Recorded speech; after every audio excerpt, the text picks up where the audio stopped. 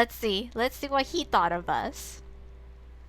Whether I should go to return this umbrella today or not, that was the question at hand. The sky was visible from the laboratory windows and was spotted with clouds. Rain from this morning had ceased come early afternoon, and it was bright outside despite it being the middle of the rainy season. She would probably not need this umbrella. Even so, should I return it to her? For a question that was not worth pondering, I had for some reason been contemplating it for quite some time. The first problem of the day was whether I should take a walk despite the rain. The me of last year would not have. The reason for my daily strolls was only for maintaining good health, and if not for training, it was certainly not a job. There was no overwhelming reason in favor of walking out in the rain. My reason for hesitating was due to the image of the girl I would meet in the mornings suddenly coming to mind. She would most likely come. Her walk in the mornings was for her dog. It was almost an obligation. There was a high probability she would go, even in the rain. I had seen confirmation of that in similar situations before. Using this as a basis, I considered whether I should go. In other words, did I want to meet her or not? I deliberated for some time, then tired of contemplating the issue and simply decided to leave. I put the question of whether I wanted to go. I put the question of whether I wanted to meet her or not on hold. That was this morning. And now, you are here. You have decided yes. Walking even in this rain, good for you. Sure enough, she was there, and she spoke to me in a somewhat sarcastic tone. Oh, managing to keep pace next to her without thinking, I returned her sarcasm. You're also determined enough to walk your dog that you'd put it in a raincoat. How very diligent of you. Hey man, I'm being a good pet owner, okay? The dog, wrapped up in a yellow raincoat, looked up at me with round eyes. I wondered if it was conscious of being spoken about. I've thought this for a while, but the recent trend of treating dogs like humans is absurd. Is a raincoat necessary for a dog? It is a species that was originally born to live with fur. There is no reason to dress dogs the same way as humans, who have evolved with a need for clothes. People say dogs are their family, but is including them simply a means to ease the loneliness of lacking a nuclear family in the modern world? To me, it is simply a sham. Shut up! I didn't ask for your opinion on this. Thank you for your very important opinion. After once again responding with sarcasm, she gave a strange smile. As you said, my dog probably doesn't need a raincoat, but it's convenient to put him in it. It's easier to wash him afterwards this way. Oh, I see. It's a question of convenience. I can agree with that. I truly was agreeing with her logic, but she seemed to take this as yet another attempt at mockery. She fell silent, puffing her cheeks out. I fell silent as well at her childish expression. Why did I cause her to make such a face? Why would she not smile? Why was my gaze pulled towards her presumably upset expression? The way she was wearing a white poncho in the place of an umbrella, or the way her bag was dangling from underneath in a manner where it would not be in the way, why did such little details remain burned in my vision? Every time I met her, I was consumed by these sorts of questions. Do you not need to use an umbrella? Your appearance is rather childish. The topic I chose to change the subject only seemed to further upset her. Well, I'm dry, okay? Sorry I'm so childish. I used 2 hands to hold his leash, so I need both of them free. I see. A fair amount of forethought is needed. A fair amount of forethought is need. Well, okay, I doubt I could own a dog. If you think so, then you probably shouldn't own one. I would feel bad for the dog too. I didn't understand why our conversation became so caustic. I was somewhere, somehow, pushing on the buttons wrong. Pushing the wrong buttons. I understood this much, but I had no idea how to fix things. What would make her smile? As I pondered this and looked down at her, she glared back for some reason. She might have thought that I was glaring at her. I was finding myself at a loss when I heard a voice cry, "Ah!" from behind us. Turning around, I saw a young girl with a tearful expression looking down at the river flowing next to the walkway. It was simple to tell what happened by following her line of vision. A red umbrella was sailing away on the river. Did your umbrella get blown away? She also had become aware of the girl's estate. When called to, the child looked over, scrunching her eyebrows. What do I do? My umbrella, it washed away. Well, we can chase after it. It did, huh? Just a moment. I looked on, puzzled as she pulled back her sleeves. She was possibly trying to take off her poncho. What was she thinking? She must be joking. It was much better that I got wet than let her return home drenched. Thankfully, the rain was light. Use this. Before she was able to say anything, I thrust my umbrella towards the young girl. But mister, won't you get wet? I'm not so weak that this amount of rain would affect me. My house is close by as well. I heard that children catch cold easily if they are soaked for too long. If that is the case, it is better that you use this umbrella. However, you'll have to be more careful this time so that it won't get blown away. I controlled her attempt to get a word in with a stare. I can't imagine that you're as sturdy as I am. Your house was, if I recall, farther away from here. Therefore, it is much more efficient for me to give her my umbrella here. What? But you don't need to be so insistent about it. Besides that, now that I've given my umbrella, I'd like to return home. But... Oh, that's not what I... Enough. You. Go along now. You. Get out. Go. The young child, who had been looking conflicted, seemed pressured by my words and grabbed the umbrella. She was probably considering whether or not it was a right to accept something from an unknown man, as much as a child would consider such a thing. Thank you. After having opened the umbrella, a men's size wholly unfitting for her, the child gave an unsteady bow and ran off. It seemed difficult for her to run with such a large umbrella. It may have been that the wind's resistance was too strong. Perhaps allowing her to give the child her poncho and then having her borrow my umbrella would have been much more efficient after all.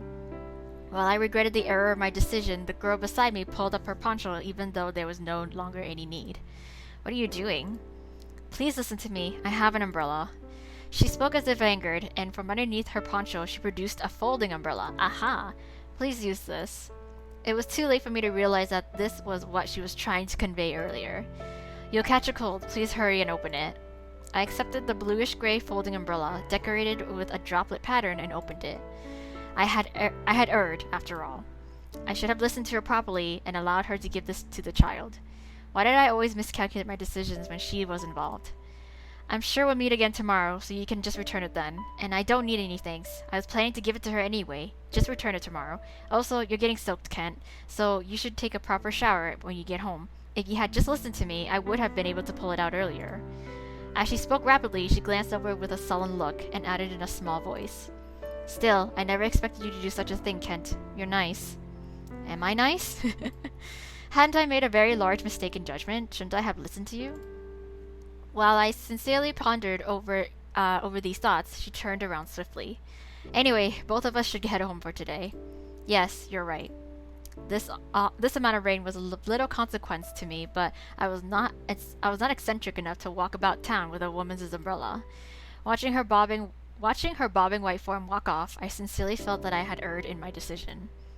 I had barely talked to her today. Why had I even come here? I don't know. I didn't want to answer that yet. Because you have feelings for me. Either way, that was the reason I was in possession of her umbrella. I was told to return it tomorrow, so it was fine to wait.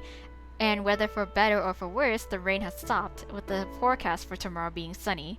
Until the time that I would meet her tomorrow, she would not find herself in need of this umbrella. And yet the reasons my eyes trailed to my cell phone was because if I said I would return it, I would be able to meet her again today. Since I was unable to see her for very long in the morning, I would be able to speak with her a little more if I did, even if it would simply end in another quarrel. Why did I hesitate, even already knowing the outcome? Why was my urge to meet her so great that I concocted reasons for it? Each time I asked myself this, I would suppress the barely visible answer deep into my heart. You have feelings! You caught the feels, my dude, my guy! Am I possibly in love with her? Impossible. Inconceivable! Well, you do. You got the feels. But I know you got the feels. As I was on the verge of veering into a train of thought I shouldn't follow, there was a light knock on the laboratory door, followed by its opening. Ken, hide me! It's Iki. The man who spoke sharply as he came in was my friendly rival, Ikkyu. Yes, closing the door behind him, he quickly began looking behind desk and glancing around the laboratory in an attempt to hide. There was only one reason I could give for his desperation. It was a woman. Are you being chased? Yes, by quite a few. In fact, you'd be surprised at the amount. Ikkyu had barely managed to find a gap to squeeze into when suddenly the door swung open without a knock. Oh no, my goodness, they're so thirsty. Is Ikkyu here? Oh, how noisy. The uninvited guests were 3 female college students. As they had really barged into the laboratory wearing ridiculously flashy clothes, I responded to them curtly. He's not here. Leave. Yes. Perhaps surprised by my forwardness, the three stopped in their tracks. Are you sure? Well, I'm not asking you to leave. I'm telling you to leave. What a ridiculous question. I'm busy. Leave. The effect was immediate. Looking defeated, the trio shuffled their way back out. EQ suffers some hardships as well, having to deal with fans without even a shred of common courtesy. After some time had passed since the door closed, EQ appeared again, coupled with a sigh. Thanks, that was a big help. Why were you being chased? Well, I was asked to help with an assignment they didn't understand, but when I refused, they started to chase me. It was actually pretty shocking. What the heck? Okay, that is not the proper response for that. I had thought you fond of going along with a woman's advance, but I see there are times you turn them down as well. I have my preferences. Well, it was unexpected for him to look so proud as he said this. I thought he didn't have preferences when it came to women, and the members of the previous trio were by normal standards rather beautiful. EQ, let me ask you, is it generally annoying for one to use such small reasons as excuses to spend time with someone? Of course, the umbrella was on my mind when I asked this, though it applied to a situation as well. I'm just asking for a friend, you know. EQ lightly tilted his head. I don't know about in general, but if it was a girl that I liked, I would be happy to see her. Is that how it is? Yes, usually. That is how it is. It is the way. That is the way. I wondered if she thought of me as a desirable partner. I had a feeling this was improbable. How does one deduce that another sees one as desirable? For instance, if a woman who was interested in you were to decide whether or not to converse with you, on what factors would she base her decision? Huh? Deciding on whether to approach someone? Let's see. For me, the kind of girl I like to talk to is someone with whom I can have a pleasant conversation. That was too broad a category. I then felt some disgust at the fact that I did not fit even in so broad of a category. Is it a nuisance to be approached by someone you regularly devolve into arguments with? Of course it's a nuisance. Use your common sense. What exactly are you trying to ask? Nothing really, I dodged, and carefully pushed the umbrella into a less visible position. Then let me rephrase the question. Is the desire to create small excuses in order to meet someone indicative of romantic feelings? I don't know. I think the girls just now were more curious than anything else. Well, I suppose it may be the start of falling in love. While tilting his neck, EQ further bent his waist as if trying to peer at my face. I seriously doubt this, but are you in love with someone? You in feels? Impossible. With this one word denial, without the slightest hint of suspicion, he murmured, of course not. Were romance and I seen as that disparate from one another? I figured as much, even I could see it. I considered that she was 7 years my junior, that we weren't on very good terms, and the whole idea came to look ridiculous. 7 years? How old is Kent? What? Of course it was impossible. She would probably think it a nuisance. I put down the cell phone I was about to dial and pushed it toward the umbrella. I didn't have to think about it. If I was told that this was love, I would have no idea what to do. That was why I wouldn't call her. I would no longer give thought to the umbrella. No matter how much anxiety I felt waiting for the next day, it simply must be a trick of the mind. That was what it had to be. But Ken, just so you know, I'm pretty sure love isn't all logic. Yes, it isn't. It's all about feels! Oh, it's all about the feelings. I pretended not to hear EQ's generously given advice and shoved the umbrella deep into the gap between my books, so that I would no longer give any more thought to her. I hadn't realized that this was the problem in and of itself. Why? Oh, okay, yeah, because, you know, he's already in deep. Okay, there you go. That's Kent's story. Alrighty, let's go on ahead and go on to Toma's short story. Oh my god, these are actually pretty long. Oh my gosh. Okay, so you guys might see this as an extra additional episode. I thought we were gonna finish this all off in one go, but this might just be split into two. Okay, Toma's short story. Yeah, let's go with this guy. Let's see what he has to say. I highly doubt it's gonna change my POV of him. I'm back, big brother. I heard a small voice coming up from behind. When I stopped to turn around, I saw a little girl arriving at the park, having just returned from kindergarten. Oh, this is like a flashback story. Welcome back. You're early. When I come early, I get to see you here, right? I tried my best. I patted her head in approval, and she smiled happily. Where's Shin? Shin said he was going to bring us some sandbox toys. Then let's wait for him. Okay. I had actually planned on going to a friend's house after school, but her small face was so excited that I decided to call it off. Toma! I heard another little voice calling for me. Brought along by his mother, Shin was carefully carrying a large bucket toward us. You okay, Shin? I can hold it for you. I'm fine. I'm fine. When I tried to walk to him, Shin shook his head and trundled over. He was out of breath from such strenuous work. Shin, you're amazing. You tried really hard. I can do it by myself now. Yeah, he's a big boy now. In the bucket were 3 shovels. He probably knew too, if he came early, that I'd be here, so he brought one for each of us. It was my turn to feel happy, so I patted Shin's head as well. It was still 3 o'clock. We'd be able to play a long time until the evening bell rang. Okay.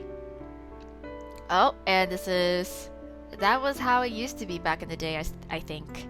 Okay. What? Shin was way too adorable. That can't be possible. Yeah, it's kind of hard to imagine now. He's going through his emo boy phase, yes. I couldn't help but grin at Mine's genuinely shocked expression. It was so surprising to her that she was still muttering amazed noises to herself. So, you were called Big Brother back then? Yep, even though we weren't real siblings or anything, I was like the neighborhood older brother. So the girl who came today called you that too? As she said this, she turned to look towards the far end of the office. At that moment, the girl in question was interviewing with Mr. Waka for a part-time job at the cafe. Oh, so this is when we were just first applying, I guess. Yep, I was called Big Brother by her too. She's a year ahead of me in school, right? And a year younger than me. Get along with her, alright? That might be hard. Why? She's not a bad person. Girls tend to hate me usually. Oh, it's fine. She's not the type to be bothered by such things. She usually gets along well with everyone. What? You didn't even deny that people don't like me. You're so mean, Toma. Well, even if other girls hate you, you should just keep doing the things you like. In fact, I think it's admirable that you're aware of it and still willing to do your own thing. It doesn't seem right to ask for anything more. What? After staring at me for a moment, Mine gave a disappointed sigh. That must be the reason why I'm not really all that attracted to you. Like, you're hard to get a rise out of, and you're kinda strict. But you've got good looks and you're easy to talk to, so you're kind of both things. It's such a disappointment. Girl, you don't even... Trust me, you don't want him. Thanks? A ways away, the door opened and the 2 that were inside stepped out. She bowed politely and Mr. Walker nodded calmly. Looking up, she turned her head towards me and gave a cheerful smile. I got the job! Okay, congrats. I felt both relief and surprise and turned my gaze to Mr. Waka. He also gave me a quiet nod. Toma, you seem to be blessed with a wonderful friend. Let us have her join our staff. God knows we need it. That's quite the quick decision. When I choose a person, I usually listen to my gut instincts. There hasn't yet been a time when that instinct was wrong. We'll have her start her shift next week. Conveniently, Mondays is our weekly meeting. I'll introduce her to the other staff members then. Stepping past me, Mine walked up to her. After thoroughly looking her up and down, she smiled. I'm Mine. I'm a 12th grader, same as Shin. Looks like we'll be working together from now on. Nice to meet you. 12th? Oh. It's nice to meet you too. Since you're my senior at this job, may I call you Miss Mine? Having been asked so seriously, Mine waved her hands vigorously in refusal. Huh? What? No, you don't have to. I'm younger than you, so just talk to me normally. In fact, be more casual. Otherwise, I'll be uncomfortable. Then I'll just call you Mine. Please feel free to tell me what to do, and I'll try my very best. Watching their conversation with neither being timid, I considered that they might get along well after all. She was already friends with Sawa, so I hoped that even after I left this job, the 3 of them would do well together. Okay. On the way back from the interview, we meandered up the hill towards setting sun. Congrats on the job. Thanks. Thank you, Toma. Interviews are really nerve-wracking.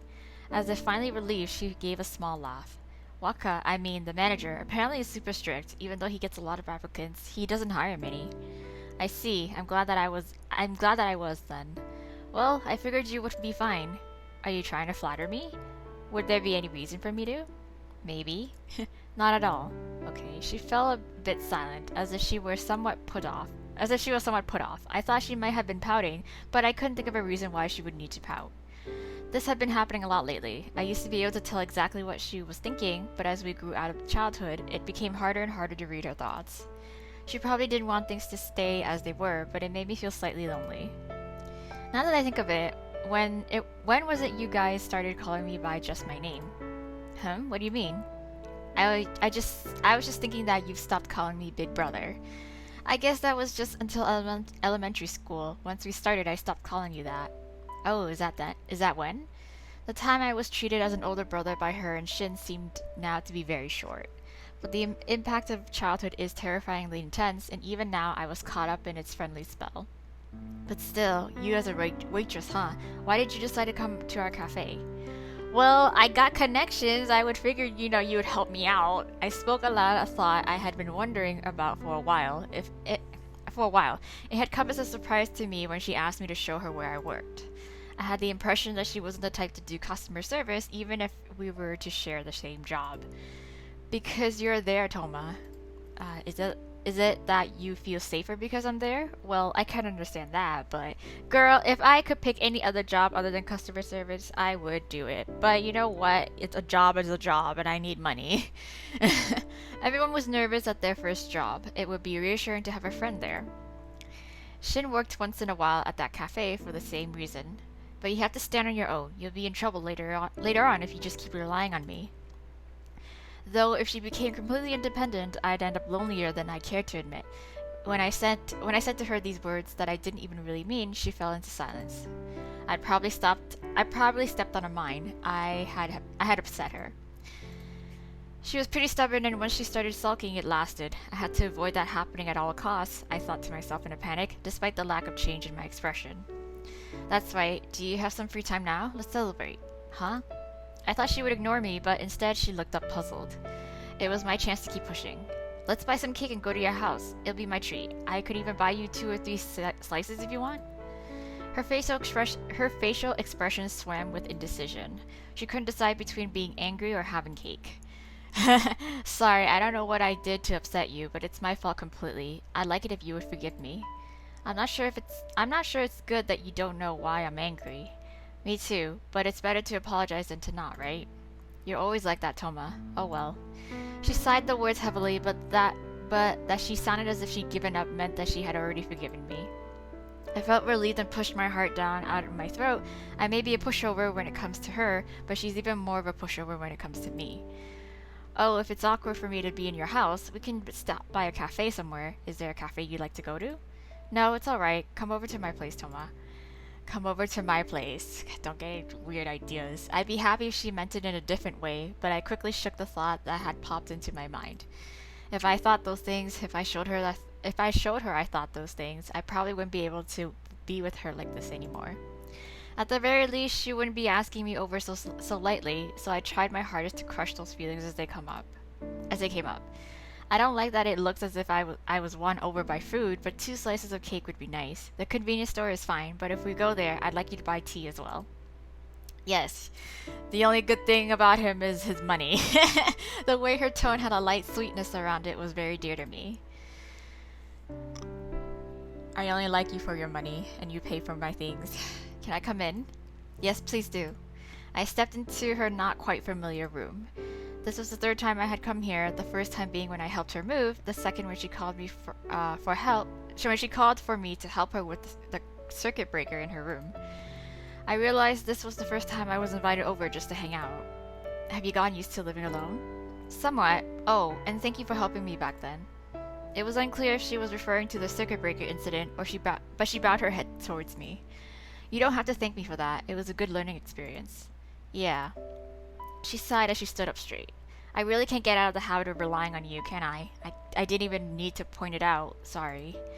I really don't mind. I think I'd get pretty lonely if you stopped depending on me so quickly. So it's okay if you do for a while longer. Okay. I thought you just told me that I need to stand on my own. Yeah, sorry about that. I guess I was trying a little too hard to show off. She laughed a little at my honest apology. I pulled out the cake and eclairs from the shopping bag and placed them on the table. I'll go get some cups. Go ahead and sit down. She walked off toward the small kitchen while I sat myself down on the carpet and glanced around the room. She had been living with her parents all this time, but starting this summer she would be living alone. The room was full of new furniture, but the reason it felt so warm and familiar was most likely from her smell. It's been a while since I've used the cups for guests. Holding one cup in each hand, she walked back over. Huh? I thought she'd sit across from me, but for some inexplicable reason, she sat herself right next to me. Though I thought at first that leaning against the bed would be more comfortable, our close proximity in this large room made me nervous. What? Was I the only one weirdly conscious of this? From her strange silence, she also seemed to be slightly nervous. I wanted her to talk like she always did, but it seemed she didn't feel like it. What was she doing? I'll open this up for us. She's trying to make moves. I don't know why, but like in this universe, she's head over heels for you. Pretending I wasn't bothered by anything, I poured the pretty red tea from the bottle into our cups. You really like tea, huh? I've noticed most girls do. Yes, I suppose, but I don't mind coffee either. Again, a short silence. Just when I could no longer endure it and tried to find some random topic to bring up, she reached over to her glass. Staring down at the deep red tea, she suddenly spoke. You had a girlfriend during your second year of high school, huh? Okay. It was neither phrased as question nor as a statement, so my tongue was tied for a moment. Traitor, it said. Why was it that it sounded like I was being condemned? I felt as if a small yet extremely powerful explosive had been thrown at me. I did, but we broke up. In fact, it wasn't just 11th grade, but even before then, I had received quite a few confessions and dated a few people. I had meant to keep it a secret, but she was pretty sharp. Why did you break up? Well, because, we just naturally drifted apart. Naturally drifted? You couldn't contact her, even when you were in the same class? You know that my ex is in the same class as me, even? Wow, I just happened to find out. The one person I didn't want knowing found out. Huh, I thought regretfully in the corner of my mind. Okay, but I wanted to hide this from her if I could. Why it was necessary for me to hide it, though, was something I couldn't rationally explain. You started disliking her, even though you liked her before? Hey, people change, well, especially if you're dating in high school. I felt no matter how I responded, her reaction would be terrifying. So I decided to tell her the truth. There was someone else that I liked. That's why we dated for a time, then we broke up. Hearing this, her expression became even steelier because she doesn't know it's her that he's talking about, but still. I stepped on another landmine, didn't I? So you went out with her even though you didn't like her? It's not like that. Crap, I might not be able to dodge this one. After all, I decided to confess more of the truth. It was still kind of despicable, but it was better than being misunderstood. I don't stand a chance with the person I love the most, but I can't give up on her, even though I need to, so in order to forget, I went out with another girl.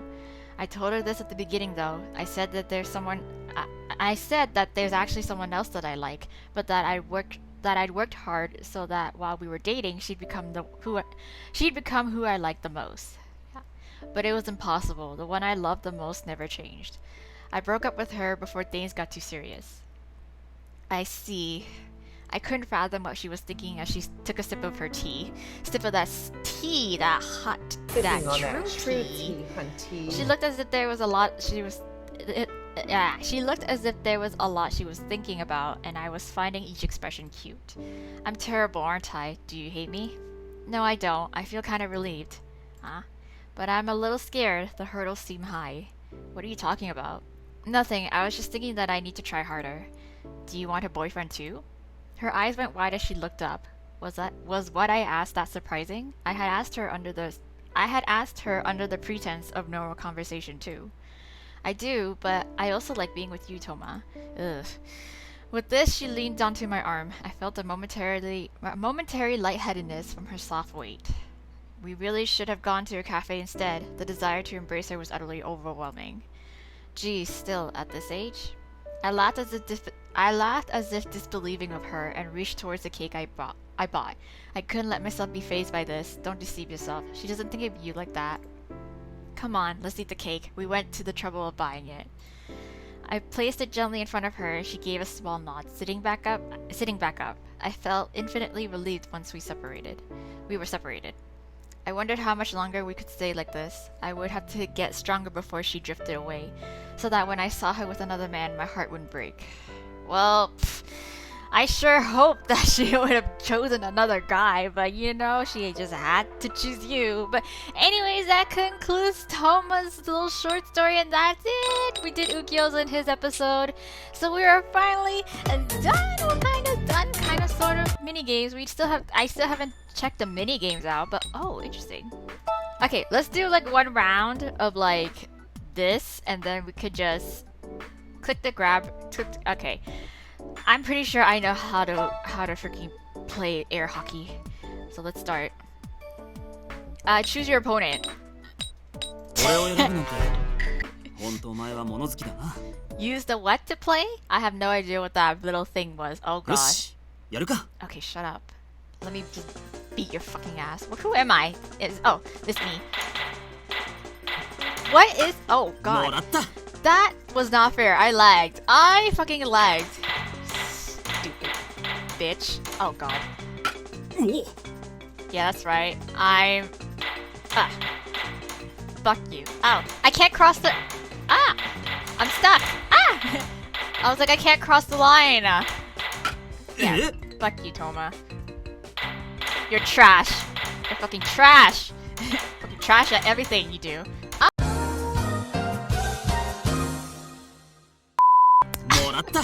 Fuck. Okay, this is kind of hard because I can't move out of my zone, which is like a little unfair because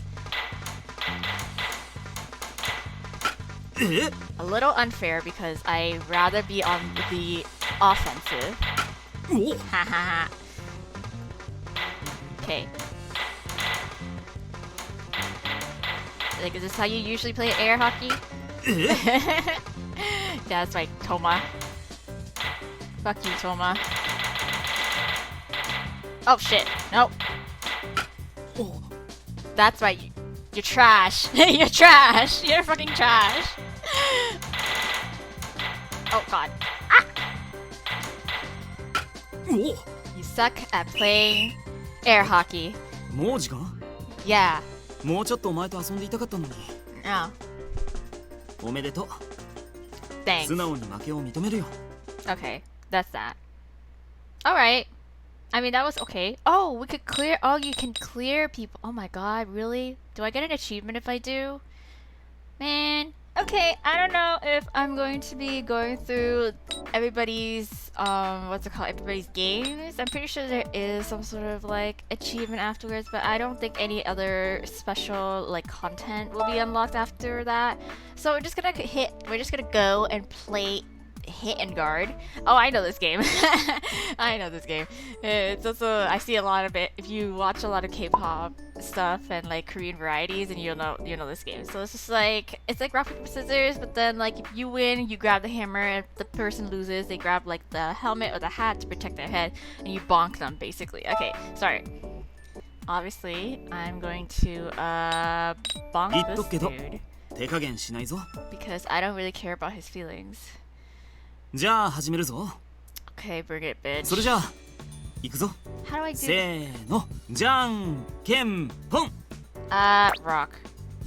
Ah. Haha. Paper. Oh shit. Oh wait, what? Oh no. Shit. You would have to excuse me. I don't.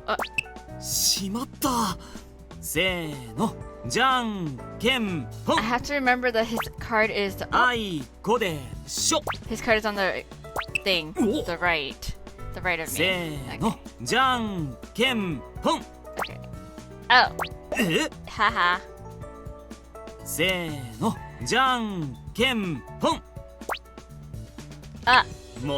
Shit. Okay. Shit. No, I refuse to lose against Toma. This bitch. I refuse.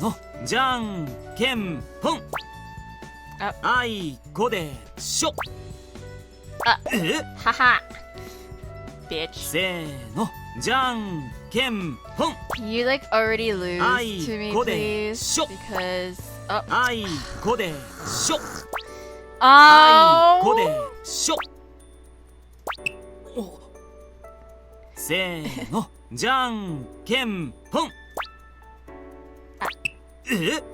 Bonk this motherfucker because he deserves it. Ah.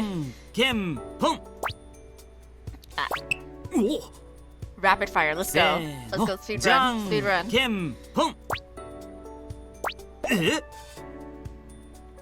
Speed run, let's go, let's go, let's go. Lose already because you suck at this game, Toma! You suck! You fucking suck! しまった。せーの、じゃんけんぽん。 You suck! お疲れ Get 様。 good! Get good, おめでとう。 bitch! 素直に負けを認めるよ。 Get good! That's right. Ha! Okay, anyways. That's all for today, guys, because I just want to get right into our final thoughts. We can wrap things up now with this game. Oh my god, I'm so... Wow, this... I feel mixed feelings in terms of like, wow, this journey, we've been playing this game for like so long just because of the whole like my schedule thing, but like we made it, you guys. We finally made it. Now it's like bittersweet that we finished a game. Wow, it's been a while since we finished a game. So let's talk about some thoughts that I have on Amnesia Memories as a whole. Did I share some couple like thoughts on Ukyo's route? I don't think I did. So let's just start with Ukyo's route really quickly. I thought Ukyo's route was... I think he's the most interesting of all the characters that we can romance in Amnesia. I think he has a really interesting like setup and a really interesting backstory in terms of like his whole split personality, and we finally get to know, after, you know, experiencing the other guys around, like him just kind of like appearing sparsely in them, we finally get to know like this sort of villain character that he was in for the other guys' route, and understanding him in his own personal route.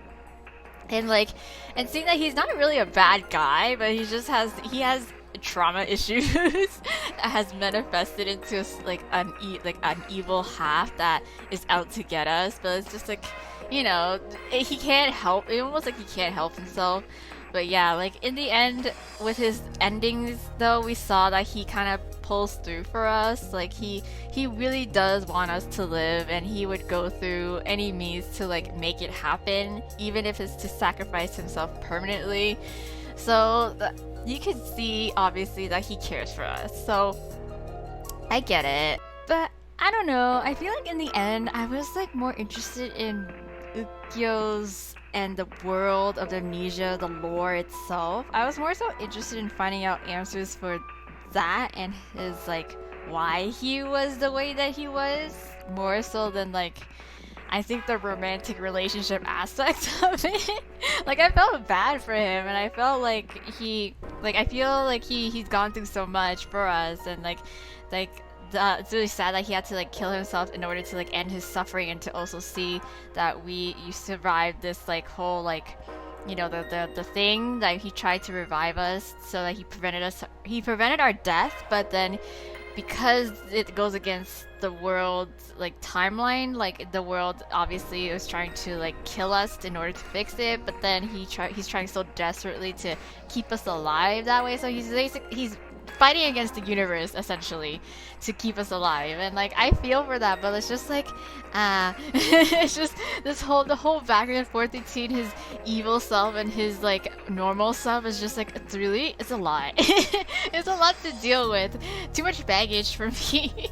Too much baggage for me. Like I feel bad for him, but like for me personally, his story, I was more interested in like finding out the reason why he became the way he is, finding out more answers in terms of what's going on with the world, and like all about like Nil and like Orion's like origins and stuff like that, and how their world works and their magic works, and how, you know, it all ties into kind of like what's happening with us.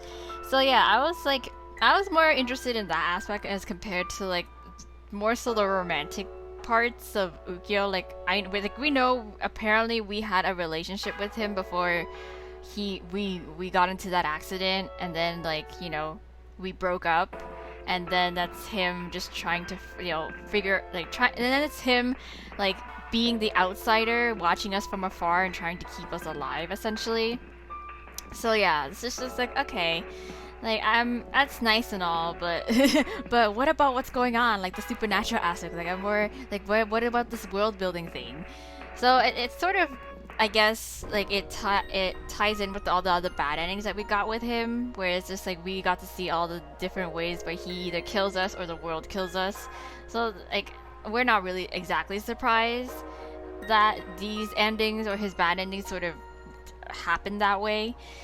But yeah, um, as a whole, but again, I feel I still enjoyed Ukyo's route way more comparatively to like say like Toma's or Iki's route, to be quite honest, because as a character I find Ukyo more interesting. I find Ukyo more interesting because he's complex in that sort of way, and he like I feel there's also that supernatural element to explanation to him that explains his behavior, as compared versus like Toma slash Iki, who I find so frustrating. Those two routes I feel like the most frustrating routes that I had to go through. I know some of you guys really enjoyed Iki's route, and then some of you guys like to a certain degree enjoyed Toma's route too, but like those two I find like they're so frustrating, just because for Icky I already explained it like halfway not even like midway through, or even like a little bit before midway through his route, like I was getting sick and tired of the game that he was playing in terms of pleasing his fan club and doing and like making sure his fan club doesn't act up by giving in to them and at the expense of us. Like we're getting the short end of the stick, even though we're the ones, even though he's constantly was like, but you're my girlfriend, you're the one I'm in a serious relationship with, not these girls, but like I still have to cater to them because you know they're crazy. But it's just like, dude, you don't realize, he didn't realize that he has the power to just to stand up to them because they're the center of his attention, right? They're the center of their he's the center of their attention, right? So it's just like, why don't you do something with that sort of power, that authority, to like make them go away or make them stop bothering us like that. And also like to get like, you know, we're getting humiliated and stepped on all over the place, and you're just standing there just watching it all happen, and it's just like, the fuck. And then he went around and he turned around on us in some of the bad endings where he's just like, oh, I'm the bad guy, or I'm gonna make myself even be more scummier because, you know, this is how I am, this is how you perceive me. It's like, dude, you don't have to do that, like, you don't like you didn't have to make it that way, but okay, whatever. And then of course Toma is a whole freaking like a mess of just all types are wrong. All types are wrong. He just like a toxic mess, basically, and where he locked us in his house against our will, under the reason that he's trying to protect us from the crazy fangirls. It's just like, okay, then there was a simple solution. Both of those routes, there was simple solutions to it, but it's just like it dragged out for so long that like I just got sick of it, and I'm just like, just get this route over with. Like I'm so done with these guys. Like I don't really care. Like I just want this done. I just want this route to be finished. I could just, you know, wash my hands of it and just move on to the next guy. So yeah, so I would say definitely Iki, Toma are just like the routes that I didn't really enjoy all that much. Toma obviously being the very bottom, and then Iki just a little bit above that. And then, as you guys already heard from my experiences with Kent's route, Ken is the one I enjoyed the most because it's the most normal. It's the most normal one out of like everyone's. It's like there's no drama. There's not really that much drama besides just like the typical, like, you know, like opposites attract sort of like communication, trying to work out, you know, how we talk to each other basically, and you know what's trying to compromise each other, and like, you know, trying to work out the kinks in a harmonious to make a harmonious relationship. So that's nice. And like I like how Kent throughout it all, he's analytical and he's logical, but he's he's honest about it, I guess. Like he genuinely wants to figure out how to better communicate with us, like to better understand us, so that we don't end up arguing and fighting all the time. Like that's what I like to see. Okay, that's what I like to see. That is what you call a healthy, growing relationship. And I feel like it's such a nice change from like the things that we had to go through in terms of Ikki, Toma's, and Shin's route even. Shin's route, I didn't mind at all Shin's route. Like the very first route, he's the very first guy that we kind of got into starting Amnesia Memories, and I didn't mind his route because it took on a more like a murder mystery slash like who done it sort of thing. So that aspect really interested me and kept me going. And then of course there's that again the aspect of Shin being our childhood friend and like, you know, trying to look out for us. And he has his own way of showing that he cares. Like he's trying to like he acts cold, but in a way where he's trying to not arouse suspicions for the person who is responsible for giving us the bonk on the head. Like I get his reasoning. Like I get where he's coming from, where he's like, oh well, we can't be really seen together because, you know, that would tip off the person who did this to you, who caused your accident, because they're amongst our friend group and we need to figure out who it is. So that, in that sense, I get why with the Amnesia that the MC experienced, that we were suspicious of him a lot, because he didn't want to give too much away so that, you know, we end up slipping up, and then the person, and then Toma, who ended up was the guilty suspect, picks up on it and was like, you know, we lose him, kind of like as a person of interest. So yeah, so that's why I didn't mind Shin's route and Shin's story all that much, because there was logic to it, there was like reasoning to it, whereas like freaking Toma and Ikki, I swear, I like, no hate, but like still, it's just like I don't like, it's just me as a person, like I don't like how simple things like this, like miscommunication and just like misunderstanding could be, there's such an obvious and simple fix for it, but then it's just like you just choose to ignore it and just like drag it out. And then the thing that I've told you that would fix it all, it takes like a whole entire route for you to figure that shit out, when it's like 10 minutes into it, I'm just like, you need to do this, but you know, no, you won't listen.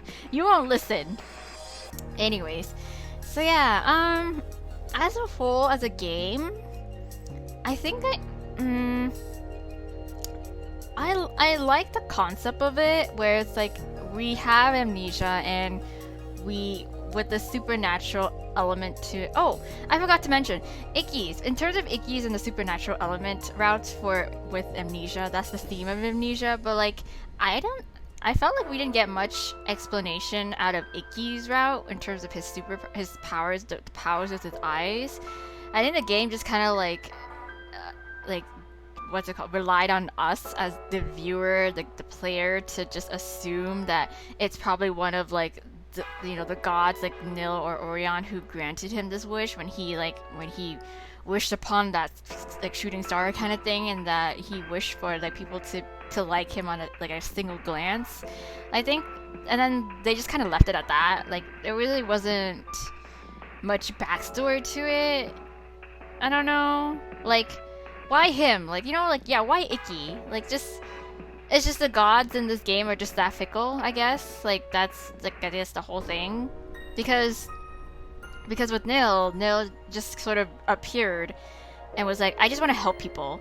And then so he chose Ukyo because Ukyo happens to be there. But then he just ended up fucking everything over because because of what happened with us and with the whole death thing. And now Ukyo is like bound to Nil, and that's made him like half immortal, and that's why he couldn't die. So yeah, like I guess which I still find it interesting. I still find that theme or the concept of that game, the world of Amnesia, to be interesting. Where we start off as a character who has amnesia, who's trying to find our memories and our story, like as we play through the games, and work out our relationships with the guys that we're supposedly interested in. And like, you know, there are elements where it's like, can we trust this guy or can we not trust this guy, because we don't have anything much to go off on our like past lives before we lost our memories. And then the whole reveal of like as we slowly get our memories back on who these people and remember who these people are, and then we get the full story of it. You know what I mean? It's like, that's interesting. I like that. But sometimes it works, sometimes it works better than it works better in other routes than compared to like certain routes. Again, like I said, like Icky's is like even without the memory loss, I feel like if I were to be treated that way as a girlfriend, that's like pretty shitty. Like, I don't need to be completely clueless and completely like, I don't, you know, like kind of thing. Like, I don't know. As a person, as Icky, as a dude, like, Icky as a boyfriend, I feel like that's just like a complete turn off for me, with or without memories. You know what I mean? Like, I don't know why this MC still chooses to stay with Icky in that sense, and then Toma as well too, especially Toma, like after witnessing all that he's capable of and what he's done to us, like even after regaining memories of like, oh yes, we were in love with Toma, but it's just like, does that really like does that matter anymore now, considering all that he's done? Like, you're just gonna ignore everything else that he's done up to this point just because you remember that you have feelings for him? Like, you know, it doesn't, the math isn't mathing is what I'm saying. So then that sort of sounds like it's just it's like MC needs to get her shit together in certain routes. But like, yeah, I guess, well, I guess that's what that's the whole point of Amnesia, where it's like you go into the different worlds, and the different worlds have the different MCs. So it's like the multiverse, basically. Oh my god, let's talk about the multiverse. The multiverse is a hot topic these days. But yeah, like I guess Amnesia is the ultimate multiverse, but damn, like I definitely do not want to be in some of the universes that we've witnessed to. So yeah, so I don't know. I guess it was a fun game. Amnesia Memories is considered my first like Japanese ultimate game. Like it's a franchise that's like pretty staple in that genre, so it's fun to experience that. But I don't know, compared to all the other games that I've played, all the other like visual novel games that I've played, I still really liked what's it called, Nameless, a lot better, just because I like that whole aspect of Nameless at the very end. Oh, spoiler alert if you don't want to hear about it, or I'll try to like say it as vaguely as I can, but like Nameless at the very end of the very last route that you can do, it all ties in together. Like the very last route ties everything, all the other routes together. So I thought that was very interesting. That was a very like cool plot twist sort of moment for that game. And then in Amnesia, I was like half expecting it to happen the same way because of all the oops, sorry, I had something in my throat. Considering like how Ukyo had talked about all the different uses in the different universes and how he's traversed all those worlds and stuff and seen the way their lives in that way, like I thought at like in some aspect we would experience that as well, but he just sort of tells us about it. He just sort of like, oh, like in other worlds, like, you know, I had to like watch you live your life and also watch you like, you know, us not having any sort of ties together. You were off with some other dude, and like, you know, I just have to stand off to the side and watch and be happy for you, and then just at the end disappear because, you know, I didn't belong in that world, so I had to die. So yeah, like I kind of wish that there was some sort of tie-in other than on Ukyo's end, because he was there witnessing all the other routes that we went through with all the other dudes, but we didn't really get that. Like, I don't know. I don't know how, like, but I think it would have been interesting to see. Or like I said, like, I think at the end of Ukyo's good route or the normal route, I was saying how like I had thought that the way it was going, that we would bring back Ukyo, but Ukyo would be the one with amnesia. Like he would be the one who doesn't remember us, and we'd be the one who is now taking on the burden of remembering everything that's happened. So like all the bad shit that Ukyo has done to us, and like, you know, and that he almost nearly tried to kill us, and you know, all the memories of him being in a relationship with us, and now it's his turn where it's like he doesn't remember us and he doesn't remember having that relationship with us, and we just have to, you know, almost like work our way through it again, except it's like a flip.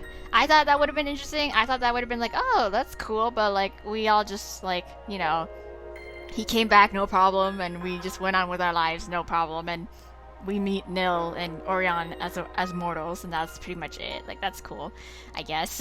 That's cool, I guess. But yeah, I would have thought the flip in terms of Ukyo getting amnesia when he comes back would have been more interesting. That's just my opinion.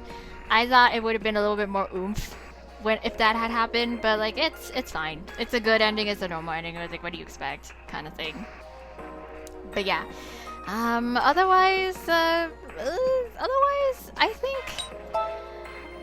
think that's pretty much it. Like, oh, I was just gonna go see the gallery because I just wanna.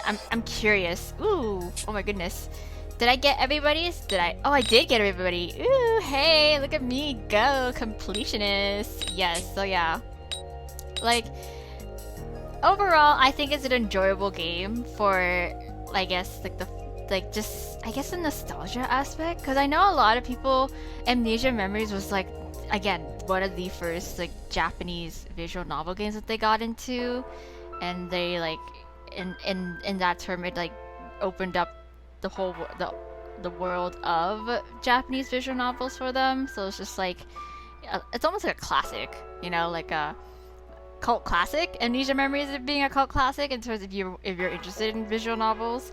So yeah, I think it's okay. It's an okay game for me. It's an okay game for me.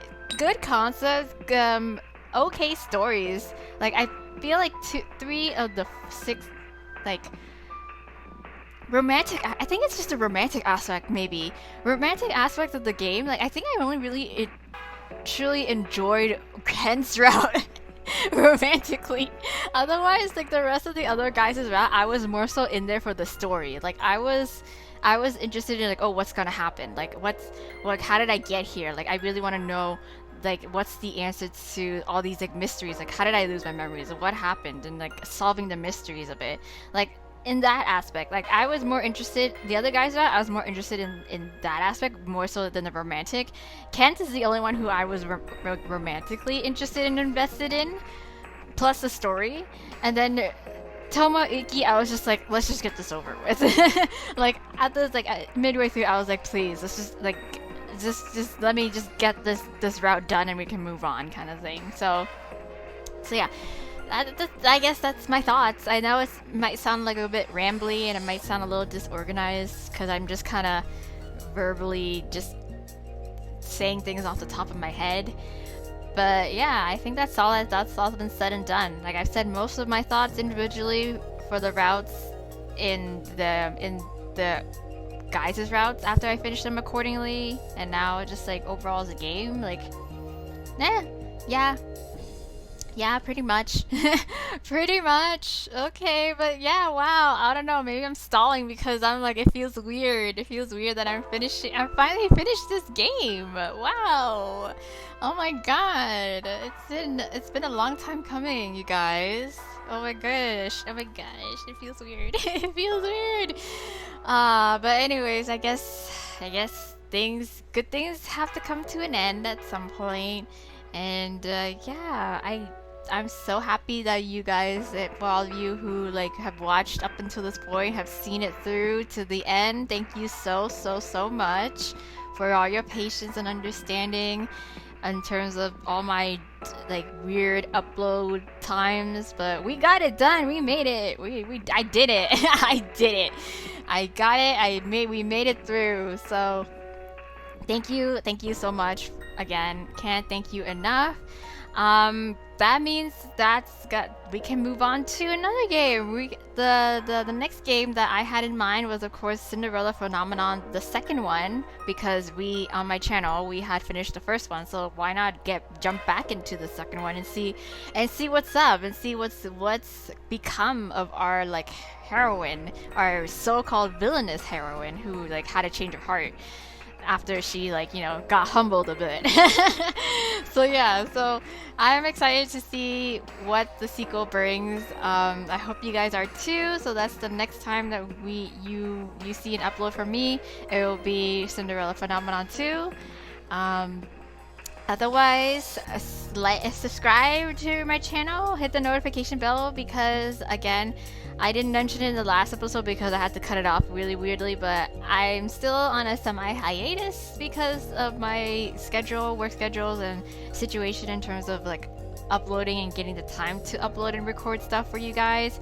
So the best way to know when's the next time I'm going to upload is to subscribe and hit the notification bell at least, because even if you do ask me like when's the next time I'm going to upload a certain game or anything, I don't really have a clear definite answer either myself. So yeah, so that's the best way. Otherwise, like, you feel free to obviously leave comments on my videos on my channel, because I am still active on it, and I will get back to I will answer to the best of my abilities whenever. So yeah. So yeah, that's it. Oh my god. So tune in next time, you guys, for a brand new game, the start of a brand new game. And I hope you look forward to it. But otherwise, thank you once again. For now, bye!